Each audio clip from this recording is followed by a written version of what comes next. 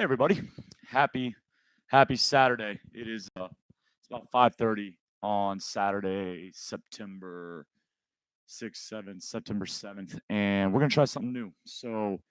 And I'll get into the details. This will be edited down for the Black Wolf Untitled podcast. You can find that on iTunes, Google, like all the places you find podcasts. We've managed our way into all those libraries. So Black Wolf Untitled, some good episodes from the past in there. We've been doing it for about a year and a half now, and we have interviews. We have some sit downs. Joel and I used to do an interview or do a podcast every Friday. CNT. We ended up doing 52 episodes of that, and so some good stuff from the past to check out. And today, what I'd like to start is on the weekends. I often find myself sitting in this space. So for those who don't know, I'm sitting in Black Wolf CrossFit right now, so gym located in Houston, Texas, and I find myself up here quite a bit because when it's quiet, this place is an escape to me. It's when it's loud, when it's open, it actually can sometimes feel like a prison, and it's very fascinating to me that the moment that it's quiet, the doors are shut, it's dark. You know, um, there's nothing from the outside that's going to have an impact on what's taking place in here. It becomes much of a much needed reprieve from the week of work. And so I get asked, I don't like hyperbole, and everyone asks me. No, not everyone asks me, but I do get asked from time to time, why do I see your car up there on Saturday afternoons? Why do I see maybe it's social media postings, whatever, on Saturdays? And it's because Saturdays after 10 a.m. this place is quiet, and so I can clean, I can do whatever. So I've been sitting up here all day. For those who don't know, on YouTube, I did post on our Instagram that there's a new juice place on Main Street. It's called Drip Drop Juices. So one, the name alone is worth visiting, and I think you should stop by. But and I'm going to be a very bad person right now. I'm gonna look at my phone because I did not make sure I remembered her name. But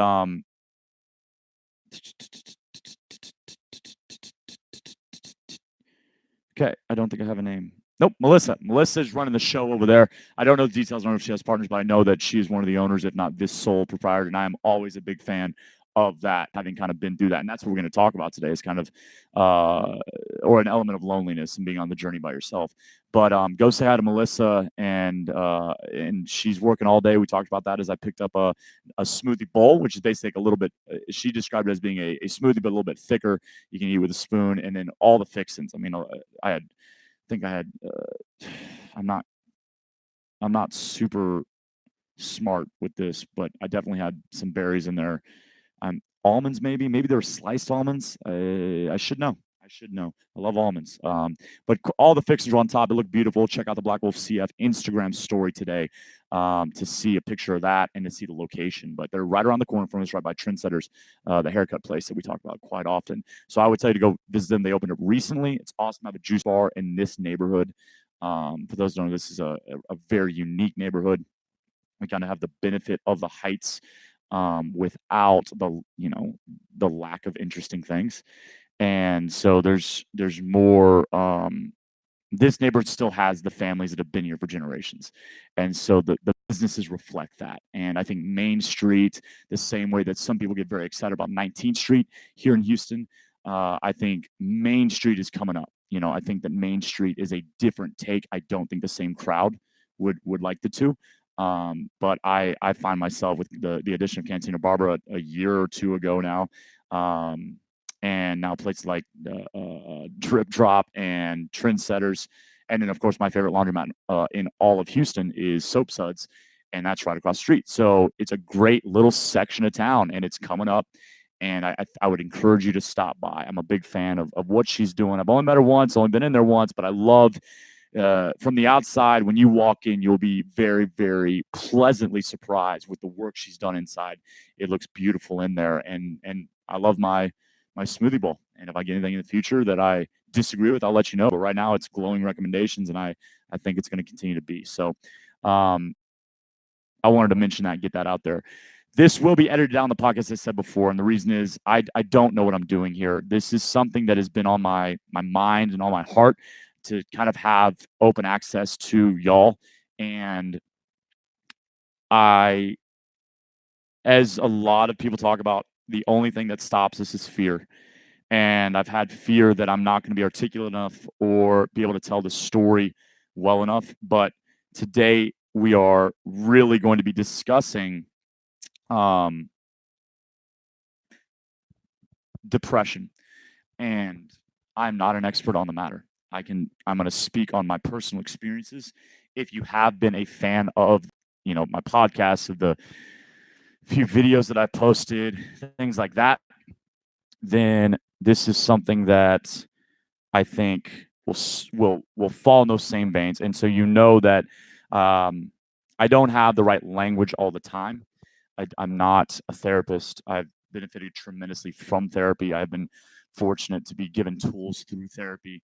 So some of the language might sound similar, but I'm not a therapist, in no form or fashion. I have, built a business on relationships and forging connection and watching people develop and watching people struggle and overcome and having them share with me their deep dark secrets and fears, and that's how we grow. And I've done the same. I've only seen progress in my life when I share with others. And I've been impressing upon people, if you listen to the podcast where I interview Crystal about her experience with Lyme disease, which is such an encouraging podcast. It's a discouraging podcast in that, man, there's so much out there that can make us feel alone and make us be in pain that no one else understands. And that is the scariest thing, is when we feel like we're in pain and we feel like not only do we not know how to fix the pain for ourselves, but we think we're the only one suffering from it. And that spikes the fear even more. And I would really encourage you to go listen to that episode even more than this one, because I think her story, and at the end of it, we discuss the importance of sharing your story. And I can't sit there and beg her to share her story if I'm not willing to share mine. And so I'm trying to get this squared away. And again, if you don't know me that well, I am not good at this in terms of knowing how to take advantage of the opportunities and get the right channels. So we're on YouTube Live right now, and I will do this every weekend. It might be Friday, it might be Saturday, it might be Sunday. I'm not terribly interested in getting the live numbers up. But what I would be interested in is, this video being watched later on for anybody that this could help, or this, and more importantly, well, not more importantly, equally importantly, anybody that feels that they have ideas, thoughts, resources, encouragement for me, or any of the people I talk about. This is a community thing. And if you've never been to Black Wolf, then that can be an easy saying, kind of a slogan, like we're community first.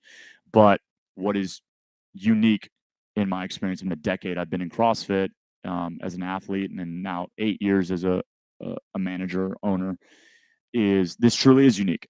And I've been to other gyms. I've run other gyms. And they all have their special, that, like, there's something special.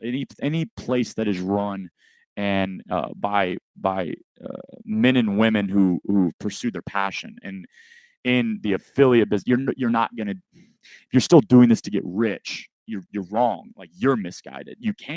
There are avenues, but you have to be in it for the right reasons. First, back in 2011, you could get into it to make money quickly because it was a trend. But now we've outlasted the trend, and now only the gyms that are in it for the right reasons are continuing to even survive, much less grow. And so any affiliate that still opens its doors, no matter how poorly run someone might say they are, there's something special in there. And for us, the most special thing about this place, our community, is the diversity. And again, that's a phrase that gets overused, but I'm using it because it's what is told to me. When I hear what people appreciate the most about the space, it's two things, and it's usually said in the same sentence. And one is very shallow. It's a space. We have a gorgeous warehouse, 10,000 square feet. We got a big parking lot, and we're connected to a park. It's beautiful. We get to run down Airline. It's beautiful, beautiful, beautiful. Yes. That was a little bit out of our control. We got lucky. I got lucky. I turned down the street. There was a for lease sign 3 years ago, and I got lucky. So that's not really up to us. But the second thing that always comes out is and the diversity of the clientele, of the athletes that are here. And the reason that's important to me is because the diversity of athlete means the diversity of thought, means diversity of lifestyle. It means that we are always learning, because when the culture becomes homogenous, and that can be homogenous in any number of ways. It can even be in like the same competitive level. It doesn't have to be, racially homogenous or sexually identified homogenous. It doesn't have to be any of those things. It can just be, oh, well, we're the gym where everybody likes to snatch, or everybody wants to muscle up, or we're the gym that doesn't like barbells. Homogeny is not great, and we're going to get out of the deep end of words here, because homogeny, now that I say that, maybe that's not a word. But basically anything where things are too similar is not great. And here it's so diverse in almost every facet. And so I'm so fortunate to benefit from that. And that diversity is one of the things that can get me moving forward each day, is knowing that we are working, and I'm getting off topic here. So let me just go ahead. I was trying to share a link and that was getting me unfocused. So consider this to officially be kicking off right now. This will be what goes on the podcast for good.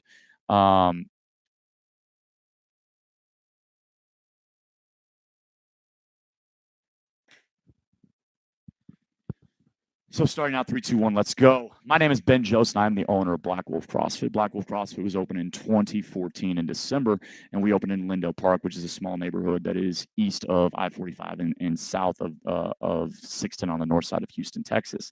We're located about, quarter mile from downtown. I think it's technically a mile, but we can see the skyline, all those things, and we're on Airline right at Main Street. If you've been to Pinkerton's Barbecue, we're down the street. So that is where this is coming out of.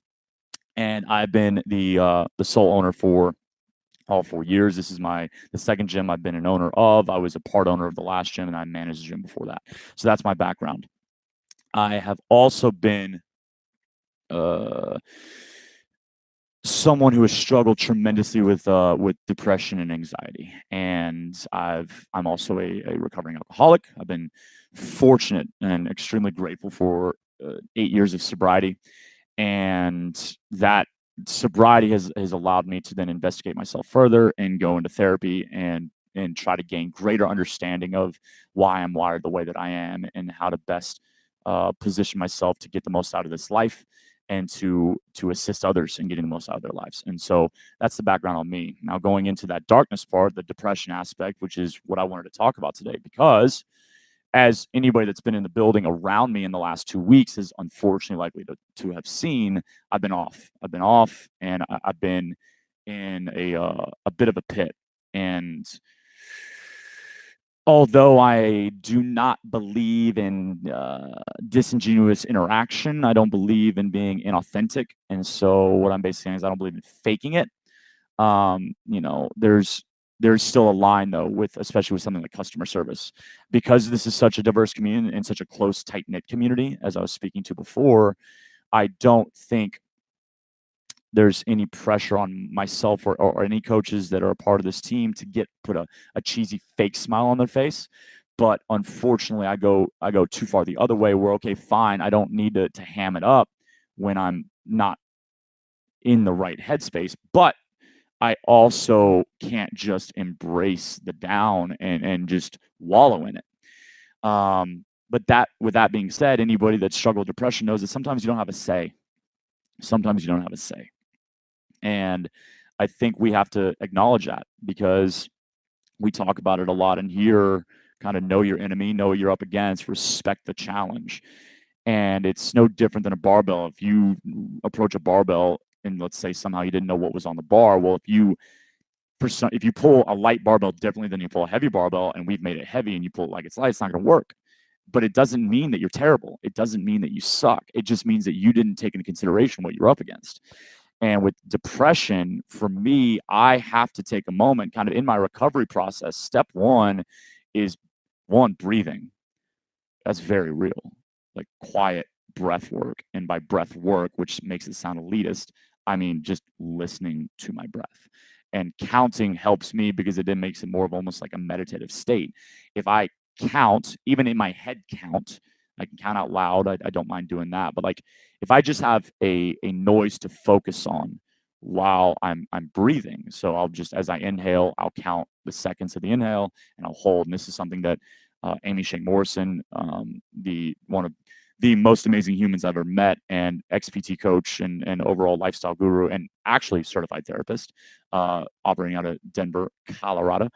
This is something that she introduced me to through the XPT experience here in Houston, Texas Mechanics Gym.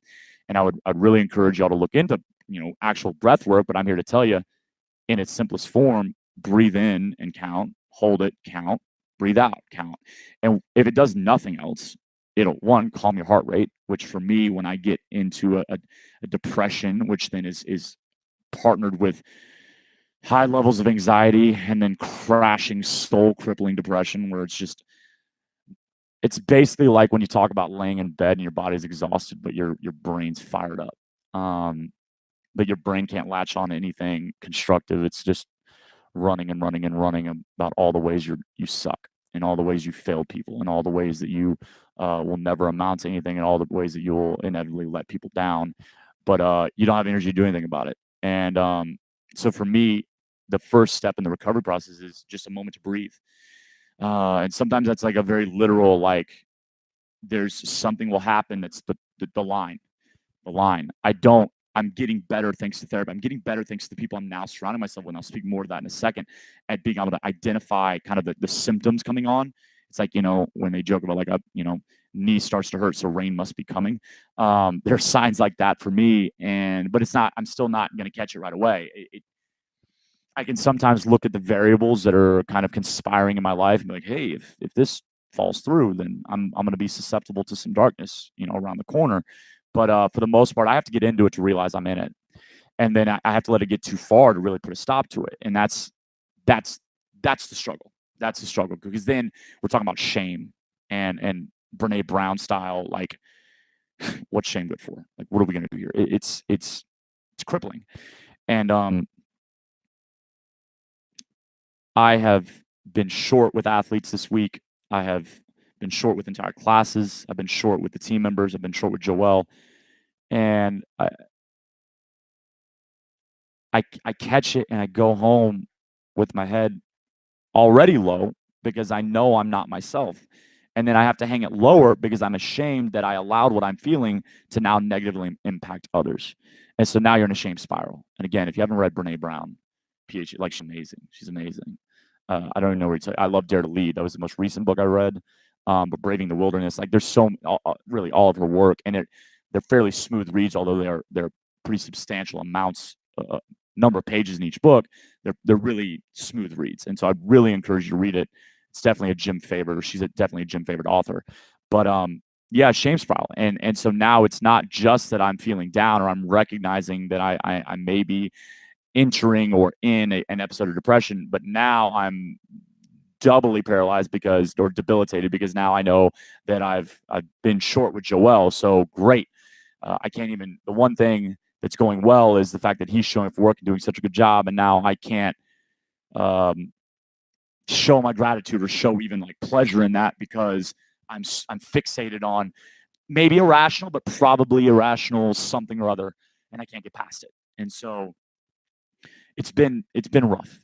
And so let's get to the root of this. About a month ago now, Joel and I just finished our first month alone on the CrossFit mats. So about, I guess 6 weeks ago, we had our last CrossFit coach quit. And because this is a small community, because anybody that's going to watch this is likely to know something about me or be a part of this community directly, I want to be very upfront. This place is to serve you while it can,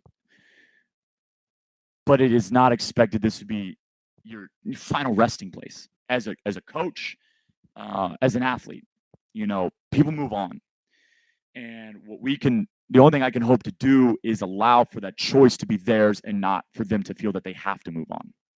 And so basically position an athlete or position a team member to get as much as they can out of their experience here. And if they feel that what they're hoping to gain can no longer be gained here, then they absolutely should feel comfortable in not only searching for where they can find what they need, but also in being open and talking about it. Um, it's funny because one of my big faults or character defects is abandonment issue and worthiness issue. So I was adopted, and I'm grateful, and it wasn't anything traumatic outwardly. I was born and I was given in the family that's raised me. I love my mom. My dad raised me from I think technically day 2, but like day 1. Day 1. As far as I know, I popped out in Fort Worth and I was driven straight to Houston, Texas, born and raised. There you go. But first day of therapy, sit down, be like, yeah, I'm just curious if maybe my adoption has something to do with this like deathly fear of abandonment and this instilled belief that I'm not worthy of anybody's time. And like he didn't even like pause. He was like, well, yeah. So like 1, knew I found a good therapist, and 2, okay, there you go. But the reason I bring it up is because it's if you bring up upsetting news to me, I'm not coming at you. And 1, because it's not productive. And in my better moments, my more mature moments, that is why I won't come back at you aggressively, immaturely, short-sightedly, irrationally. It will not lead to any opportunities in the future for either of us, and that's not good. But 2, even if I'm not in a better place, I still won't come at you because I don't believe that I'm worthy of you being here. And so I can tell you, anybody that ever needs to have an uncomfortable conversation with me, I want to encourage you to have that. But at the time when the coach left, it crushed me. They didn't really submit a formal 2 weeks. I had to find out they were leaving. They didn't tell me, and then they weren't forthcoming. They weren't didn't demonstrate any gratitude for their time here.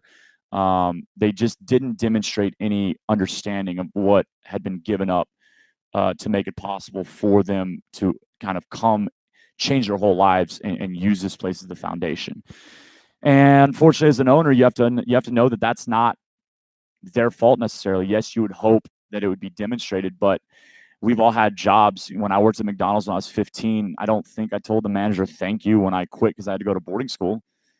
His name was Randy. He was awesome. He was my first manager. I was 15 years old. I think I worked there somewhere I was 16 too, but I didn't say thank you to that. And maybe he's not the owner of McDonald's, but like that was his home. Like he was putting his heart and soul into it. So I understand that this is just a job to some people, but it breaks my heart every time that comes across. And again, that's my fault, expectation, but it hurt me because there was no time for us to prepare.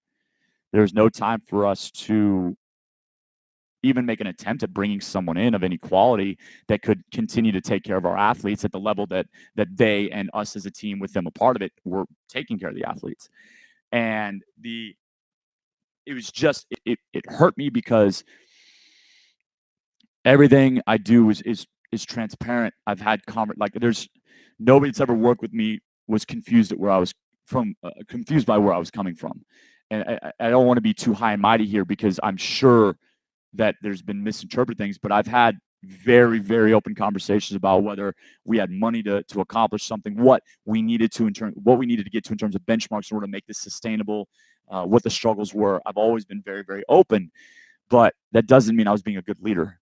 And so I got crushed by this person leaving. And to their defense, also, had the coach before them not left in the same exact manner, no 2 weeks notice, no real demonstration of even just discomfort with leaving. Like it was just flippant and just like, hey, the last one, not this past one, but the second one, it was literally like, hey, I'm leaving in like 4 days. It was 5 days. It was quick. And so after this last one, this most recent time, I believe that I was failing. I believe that I had failed Joelle. I believe that I had failed Kim and Crystal on the freestyle side. And then I would think about the faces of my athletes, and it's so irrational. I'm aware. But I would think of their face. I would think of who I'd forged meaningful connection with, and I would just imagine them being disappointed because I felt like in my inability to keep the coach, I had failed them. I should be able to guarantee them a quality coaching staff. And to have 2 coaches within a year bail so easily seemingly easily. That told me that I wasn't worth working for. And then maybe this gym wasn't worth being open.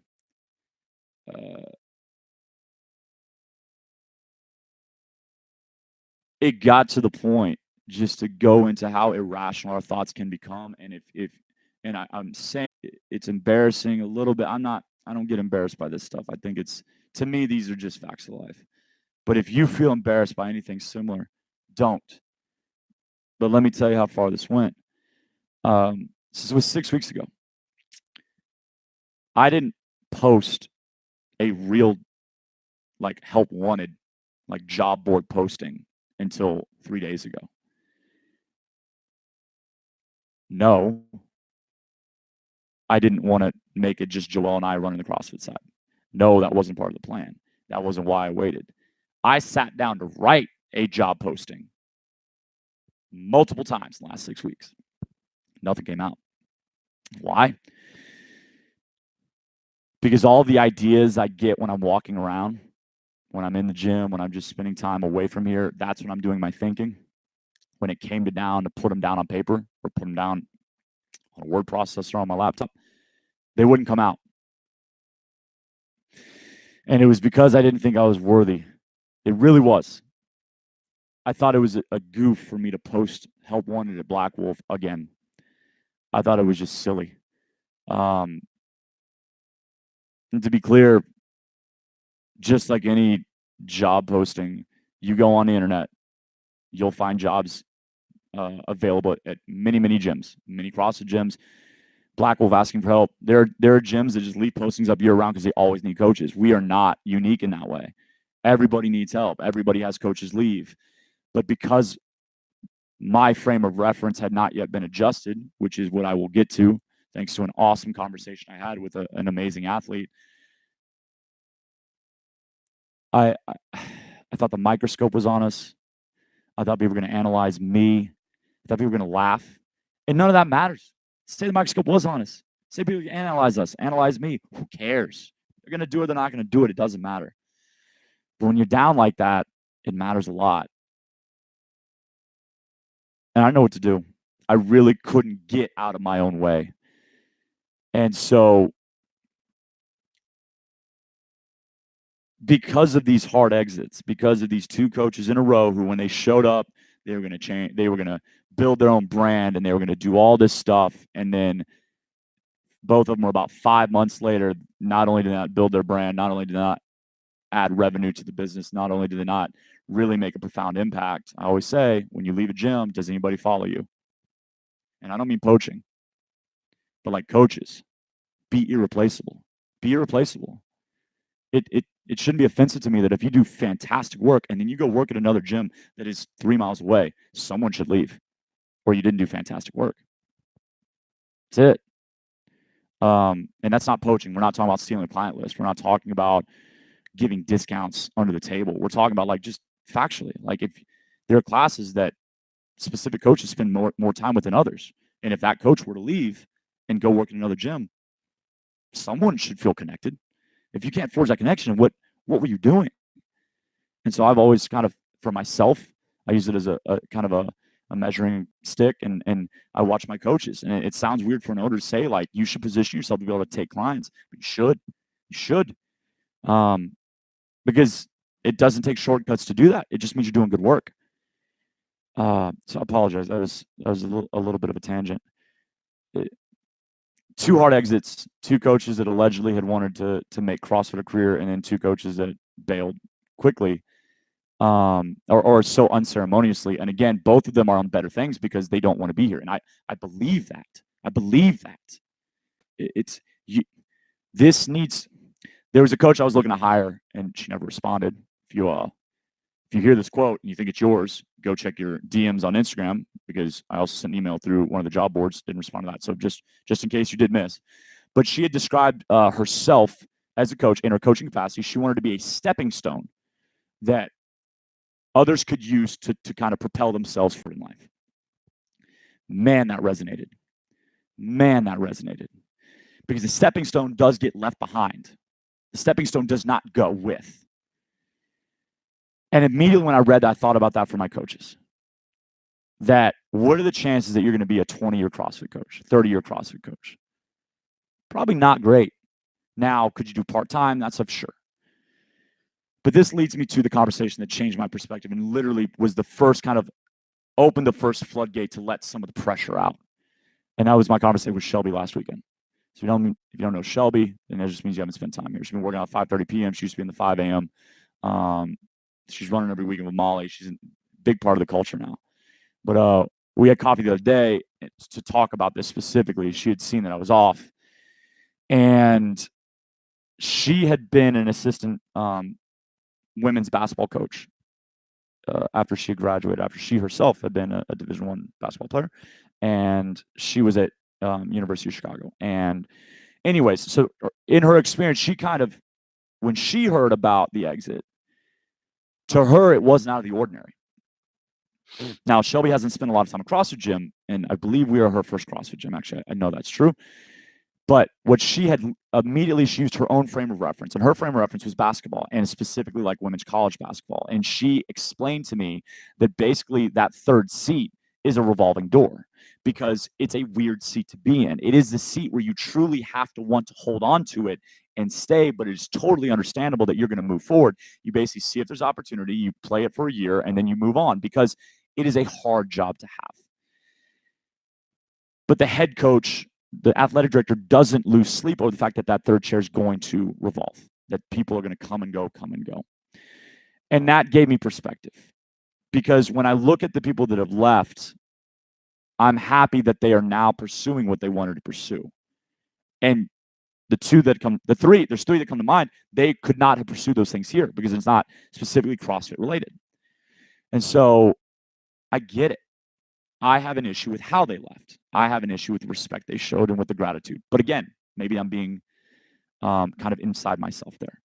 And so her explaining that to me was something that was incredibly beneficial because I only had my frame of reference and I couldn't adjust. So it wasn't until I asked or pursued by and given someone else's frame of reference, and immediately,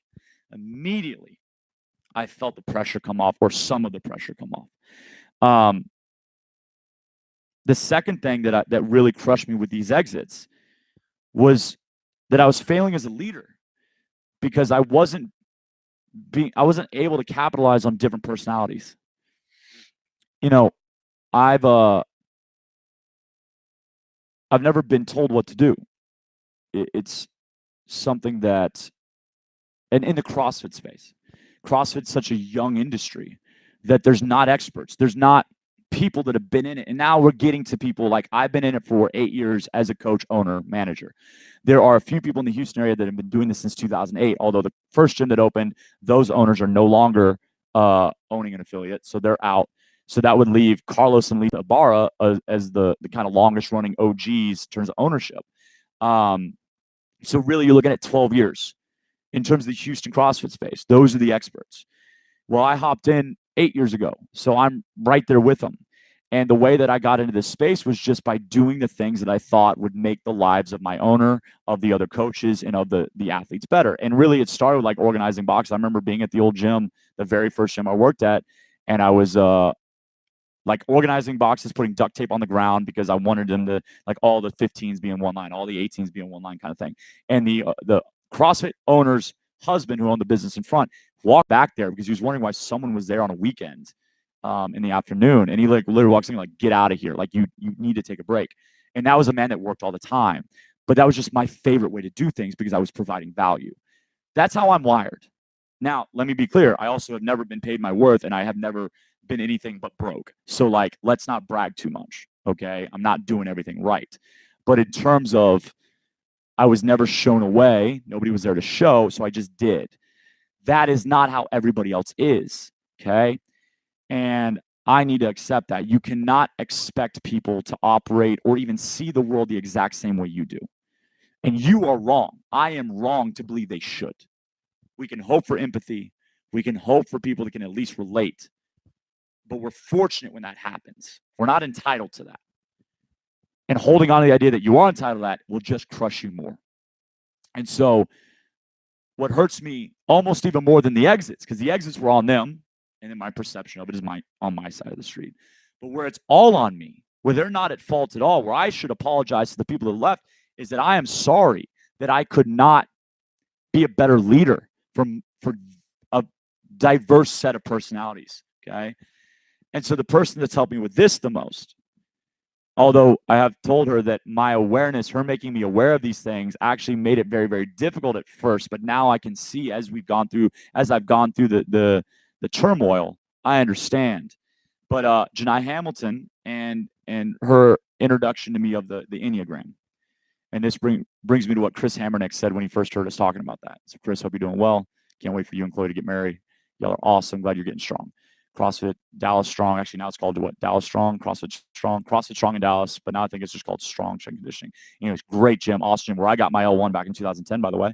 Hope y'all doing well. But Chris had a sassy remark, as he often does when we heard about the Enneagram. He's like, I think personality assessments are bullshit because I think it gives people an excuse to hide behind something. They get to say, well, I'm a Pisces. I am a Pisces. I don't know what that means, but I know what it means. I don't know what attributes that gives me. So then I only act like that way, act like a Pisces acts. And I cannot be expected to act any other way because this is who I am. And he likened that. And I got it. I get it. And you hear it. And you hear with the Enneagram, you hear it with Myers-Briggs. Well, I'm an INJF. INJH. I think I'm an IN. I know I'm INJ. I think I'm an F. And so that would be like, okay, so that means I literally don't have to be reasonable when I'm in public because I'm an introvert. Well, that's silly. Okay. So Chris's point was simply that people define themselves by their numbers or by their categorization, and that's wrong because then that's going to limit what they can have an impact on. And it also provides them a security blanket to not have to get outside their comfort zone. I agree with you, Chris. Janai has gone out of her way a number of times to help me through various dark periods of my life in the last year or two. Year, Janai? I think year. 2 years. 2 years? Something like that. And we spoke this past weekend, or it is the weekend. We spoke yesterday. And our conversations cover a lot of stuff. And her biggest thing was I need to find things that are life-giving. I agree with that. We'll touch on that. But what Janai's provided me with is a greater understanding for how different people operate, how different personality types process information and how they take advantage of opportunity, and what opportunity looks like to different personality types. So when I'm living in a world where I think everybody sees the world the way I do, which is a very narcissistic way to operate, which is funny because I hate narcissism. So there, pot calling the kettle black. Love that one.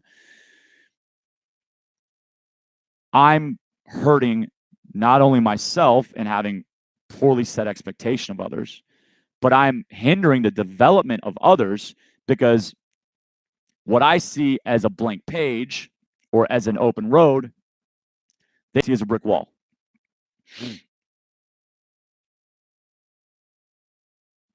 So how great of a leader could I be if I'm unable to help them see beyond the brick wall or make that brick wall the open pathway? And I'm grateful for my time with Janai and the conversations we had and for giving me greater understanding of yes, the Enneagram specifically. I do think it's a great assessment. I think when you have someone like Janai who's passionate about it, it's so powerful because someone can interpret it, help you with it. But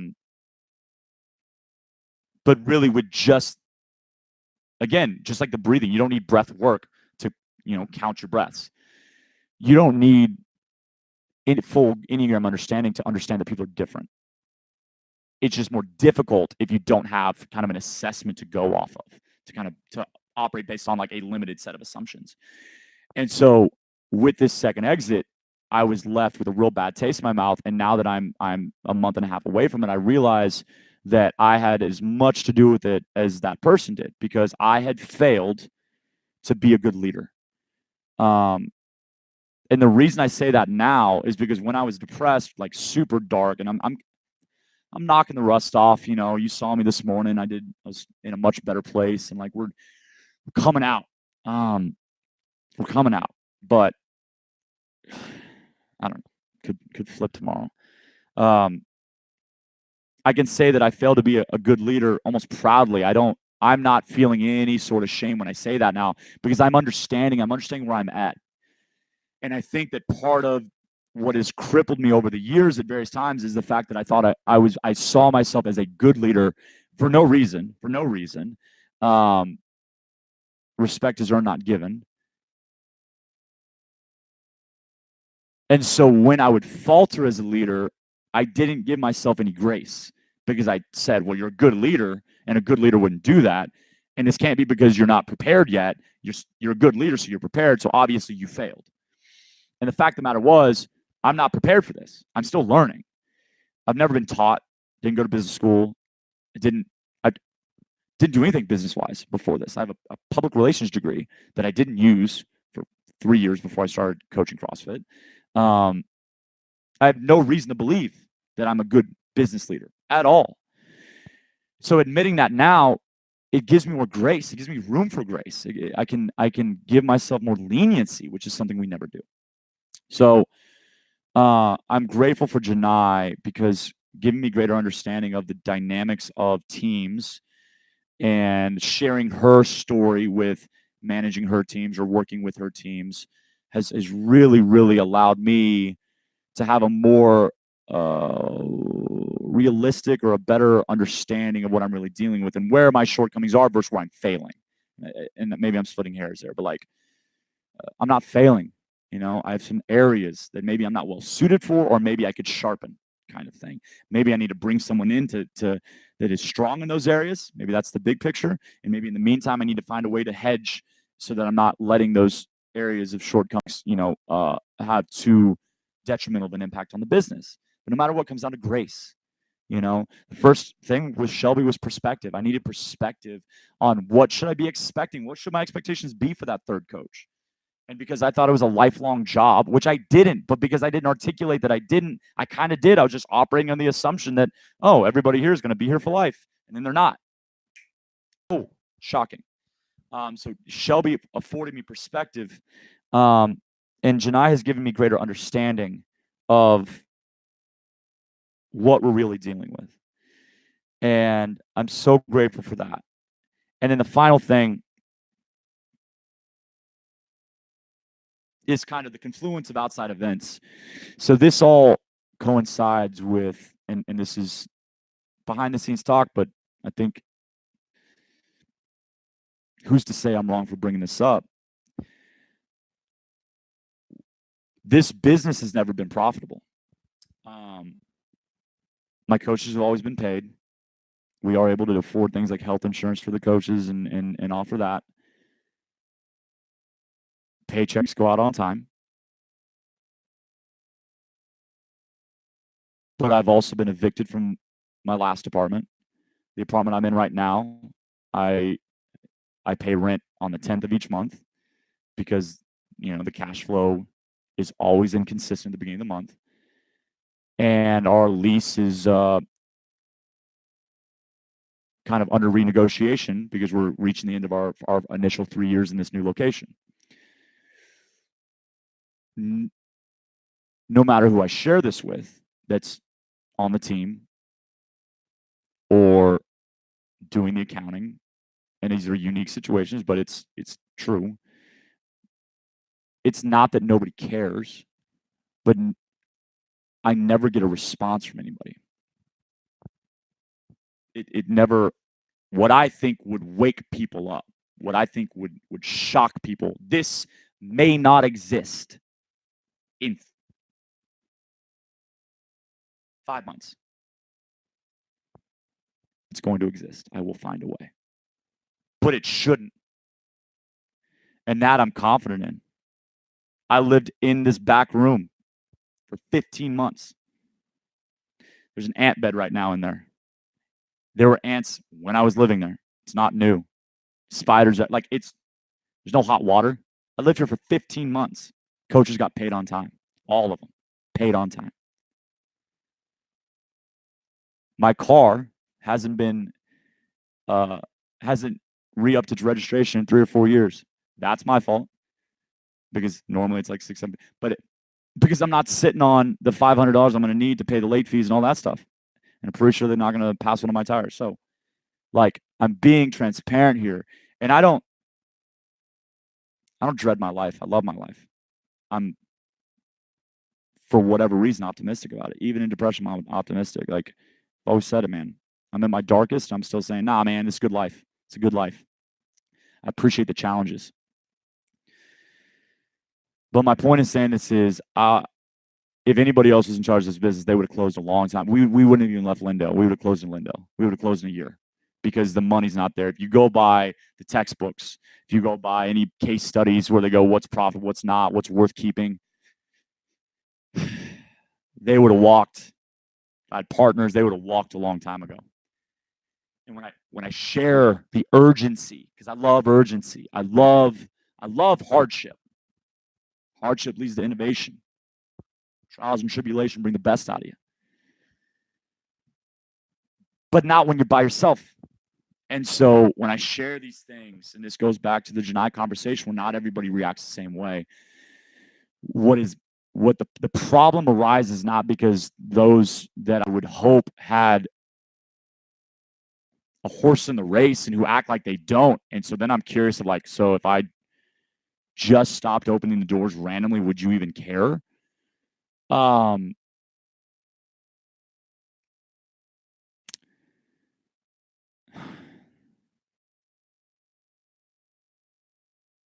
don't want to get too complaining. It's a lonely road, and if you take on anything that is non-traditional, it's a lonely road.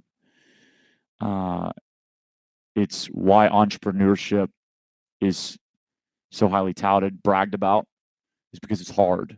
It's why going into business for yourself. It's why, but it's not just for. It's why doing anything above average is so scary because the roadmap is not as clear. The roadmap to mediocrity is well laid out. You could literally Google a map to mediocrity. But the map to something more doesn't really exist. You know people that have forged their own path. You know how people who have found a path. But the reason it's special, the reason they found such fulfillment is because it's a hard journey. So I don't want to complain anymore. That wasn't what this was intended to be. But I do know that the loneliness and the lack of understanding or empathy from the close ones. I don't expect people not on the team. I don't expect people not related to the business to care or to empathize. But I do expect when I tell you that this could all be over for you to, we got to do something. Got to do something. And just general apathy is largely what is received. And that's maddening. It's maddening.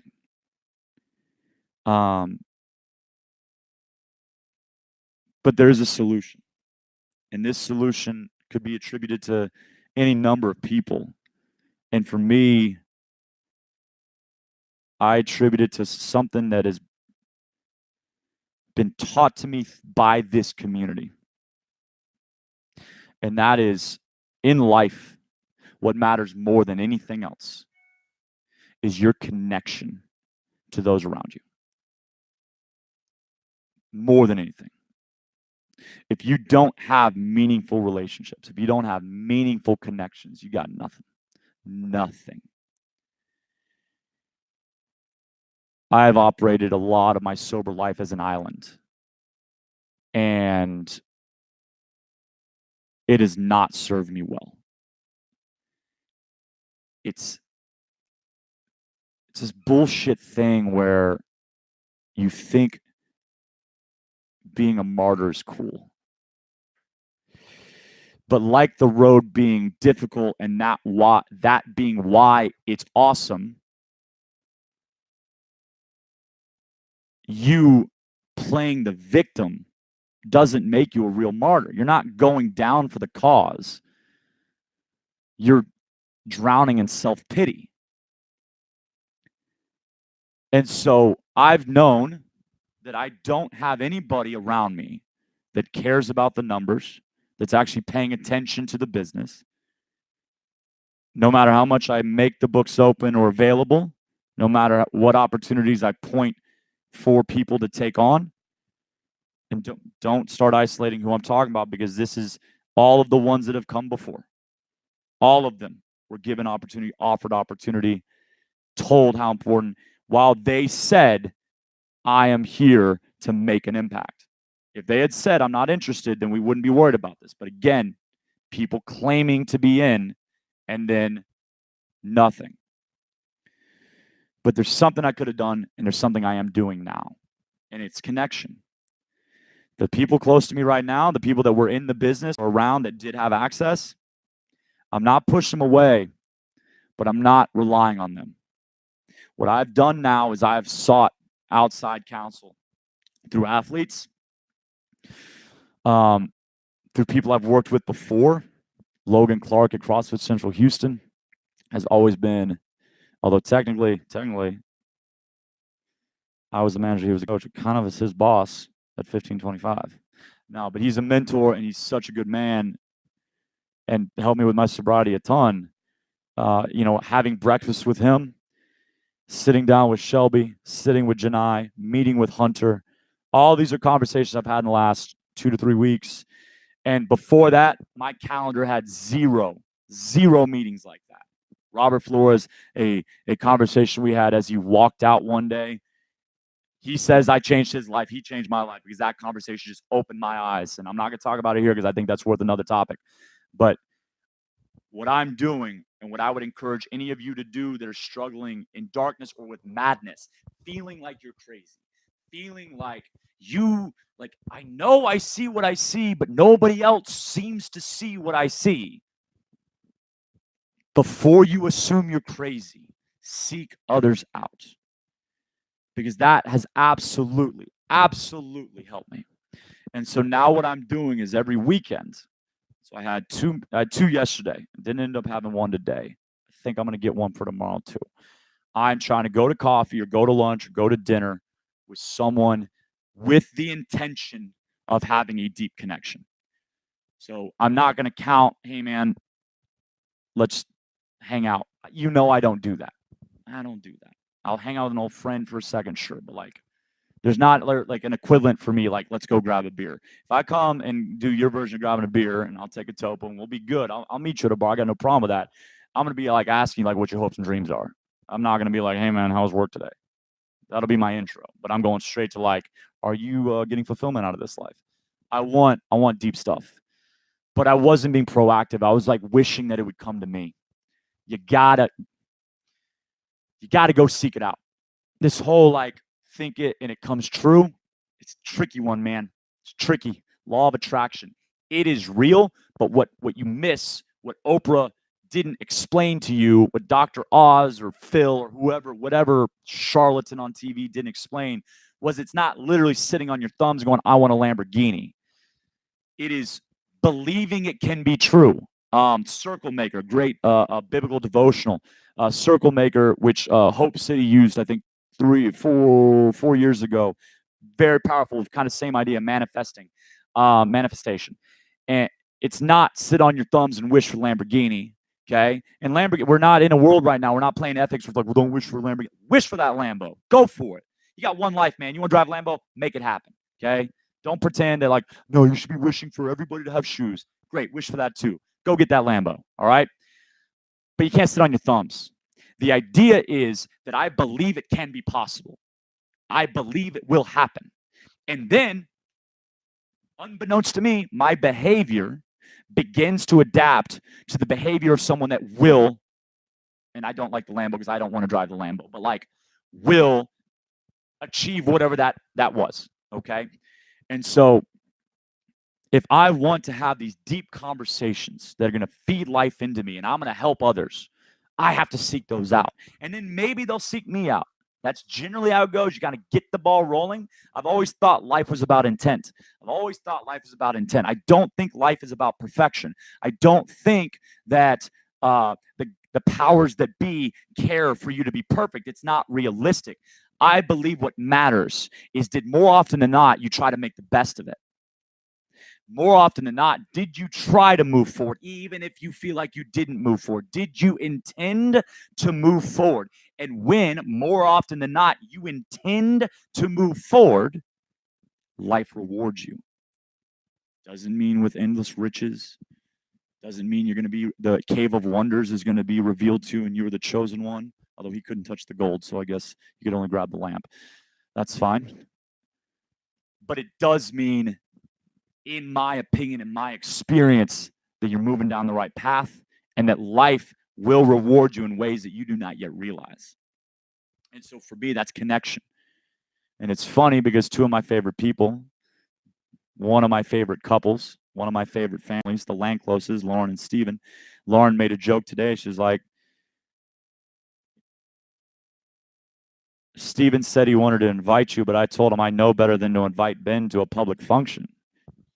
And I got it. I laughed because I know that's who I've been. I've literally shunned being out.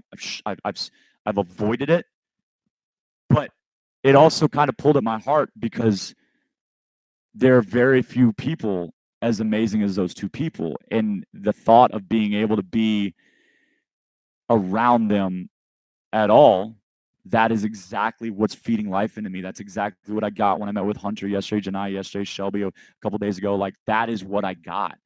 That's what fed me, what fueled me. And so for me, I've got to get the ball rolling. I'm still reluctant. There are numbers that I've been meaning to call for a couple weeks now that I haven't called. There are conversations that probably be pretty easy to have that I haven't had. But I'm trying. And I already see benefits to it. Okay. So just to kind of review, I want to wrap this up. I had no idea how it went. So initially, I got crushed because the hard exits from team members, and I had the one that left 6 weeks ago, but it wasn't really them. It was the fact that they left the same, unceremonious way that the person before them left, and I immediately took on the burden as I had failed, and I was not worthy, and therefore I was embarrassing myself by thinking I could serve my athletes and thinking I could serve Joelle and Kim and Crystal, and I was just a big fraud. And so my solution to that was my conversation with Shelby, where all she did was shift my perspective. And it's amazing. Josh Waitzkin in The Art of Learning. It's a great book. I'm getting a little sweaty back here. I don't know where it is on the bookshelf. I definitely have it on Audible, and I would encourage you to get it. I'd tell you to listen to it. It's an easy read too, but Josh Waitzkin was the subject of searching for Bobby Fischer. He was a chess prodigy. He's a good friend of Tim Ferriss. But one of the things he talks about is like, it's not change of perspective, but change of mental state. And so like when he's in a long, because chess matches take hours, sometimes like 3, 6, 12 long hours. I don't know about 12. I think 12. I think can be very long, but definitely 3 to 6 hours. And so he would say when he would start to feel his brain kind of clog up, he would just stand up, go out into the hallway, and then sprint down the hall, sprint back, and then sit right back down.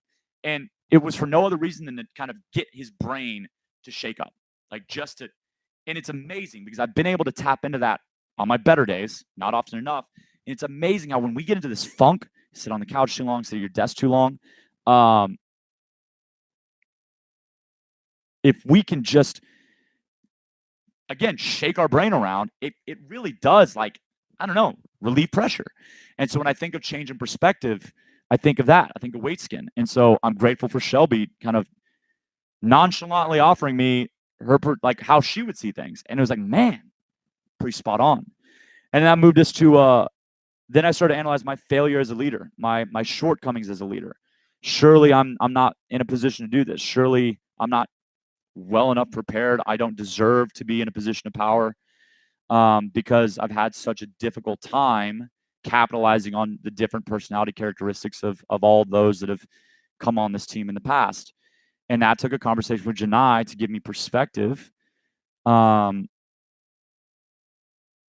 that wasn't so much the conversation yesterday, because yesterday she was more focused on encouraging me to find things that are life-giving, and that's what I'm working on now. But what her and I have been talking about for months, which is kind of getting an understanding of different personality types, the healthy versions of each type, the unhealthy versions, what that looks like, and what our roles are to kind of communicate with them. And so I'm grateful for Janai helping me with that. And then that brings me to the final point, and it's the long, lonely road. But that's what makes progress so sweet, is that it's not an easy road, but it's also what makes it so treacherous. Because again, we are nothing without connection. We cannot survive. We are meant to operate in tribes. We are meant to be around people that have our back and have our best interest at heart. And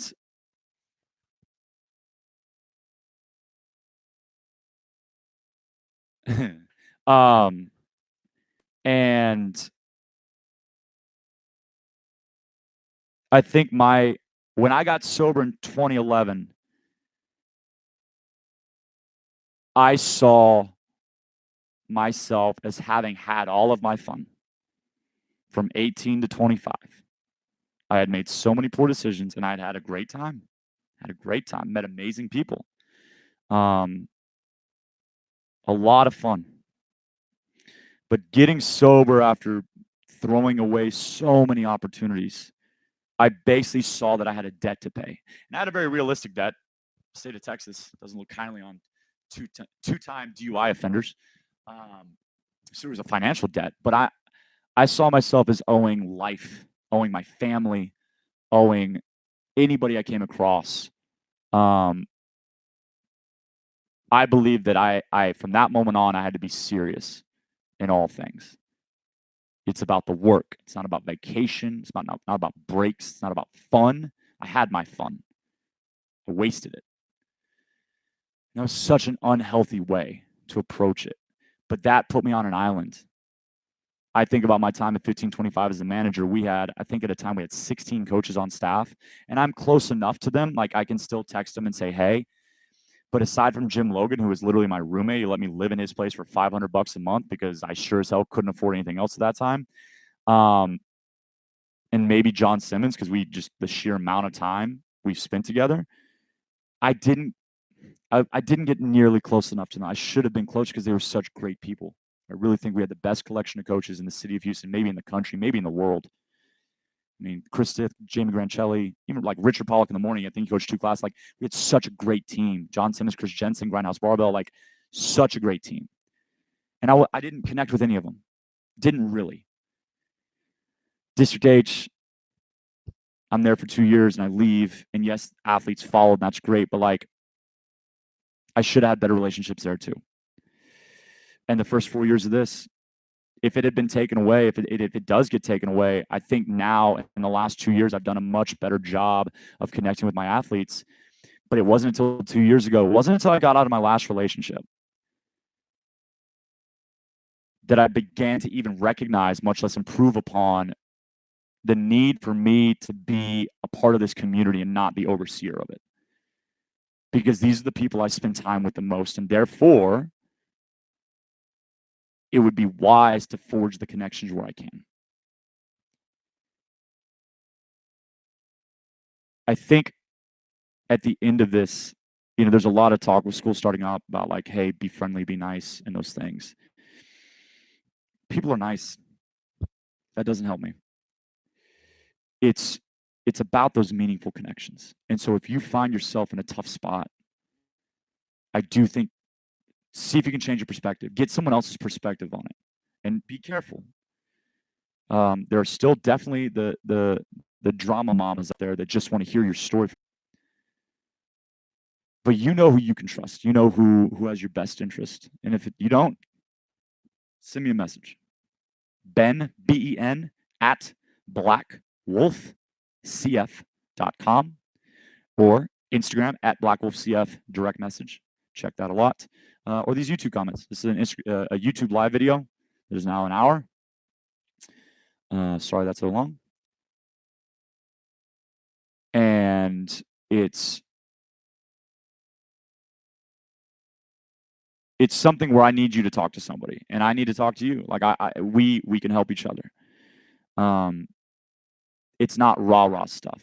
Like I don't need you to come at me with like, oh, don't you see blue skies? I am the first one to tell you every day when you come to my gym, it's a beautiful, beautiful, beautiful day, and that you need to get outside and enjoy that sunshine. And right now, after you get done listening to me ramble, get outside if you got sunshine outside right now. Because one, not everybody has sunshine right now, but two, it's so good for you, and it will help change your brain. It will help change your state. So change your perspective. Understand that not everybody's wired the same as you. Understand that what makes us beautiful is the diversity and the way we approach life. But we ruin that beauty when we demand that others see life the way we see it. It's not fair to them. It's also not fair to you because you're not going to win that. You can't force somebody to see life the way you see it. So, and then the final thing is connection. I've spoken plenty about that. Okay, so each weekend will not be as deep, or maybe it will be. I like to get into the deep end a lot. I don't really know what else is worth talking about. Certainly won't be fluffy. But on a happier note, go try Drip Drop Juices. Drip Drop Juices. I think that's such a cool name. They're at Main Street, right next to Trendsetters, just down the street from us. And we said her name was Melissa. Tell Melissa hi, and get a smoothie bowl. And I don't know. I'd love to hear your thoughts. I'd love to know if you're going through something. Again, ben@blackwolfcf.com. That's my email address, or DM me on Instagram, or I don't know, does YouTube do messages? I don't know how YouTube works. Make a comment. Ask me to reach out to you. I don't care. I'll talk to you for days, as long as it takes. I'm always looking for connection. I'm always looking for other people that are dealing with the same things, because we can learn from each other. We can help each other. So let me know. But to my community, I'm eternally grateful for the patience that you've shown me, and the support you've shown me, and the gratitude that you show. And this is such an incredible place because of y'all. I got the ball rolling in 2014, but this place is special now because of you. I've not nearly as much to do with it. So thank you for that. I still wake up. It's funny. I still don't have a problem getting out of bed at 3:45 in the morning, even when I'm depressed. There's something about starting the day. It's a new day. There's always that chance. There's always that chance that this is the day we overcome. And so, I don't know. Try to find that. All right, y'all. I hope you have a fabulous, fabulous Saturday. It is 6:30 Saturday, September 7th here in Houston, Texas. Thanks for listening. For those that listen, again, this will be edited down on the podcast, Black Wolf Untitled, on iTunes. I'll probably get it up tomorrow. So if you hated how long this was, I'm sorry. I'll edit it down and put the meaty stuff into the podcast. I hope y'all have a fabulous, fabulous day. I appreciate the comments. Don't really know how to handle comments. Dirty Hands, what's up? How's Alabama? Hope you're doing all right. 49-cent Rage, Hamilton. Hey, no problem. We got one life. Got to make the best of it. Okay. Hamishin. I like that. FIFA plays blue. All right, y'all. I'm gonna get out of here. Y'all are amazing. Have a fabulous day. Get in here if you can. Say hi. I love to chat about this stuff. This is serious. We got one life, man. We got one life to live, and it is going to be over way too soon. So don't wait. Make the best of it. Reach out. All right. You're awesome, George. Have a great night.